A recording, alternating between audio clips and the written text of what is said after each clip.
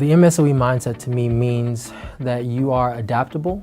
You're able to take what you're given and allow yourself to ponder it, but you really sort of critically think, how deep does this go and what are the applications for it and what's the impact that I can have with it?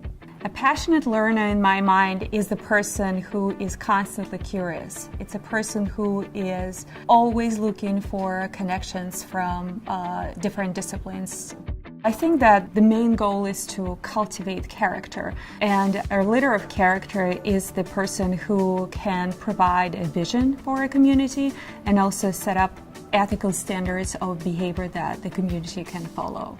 The students are somewhat surprised when they realize they may not have a well-defined ethic. I'll ask them, well, what are the guiding principles that determine who you are and what you do? I'm a big fan of doing the right thing. I'm also a big fan of making mistakes and learning from those mistakes.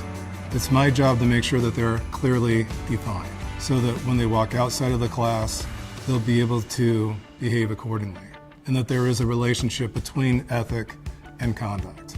I think ethics is important in being a good servant leader because you have to be able to see things on the scale of humanity at the greatest, as well as on the scale of maybe a whole university, a whole class.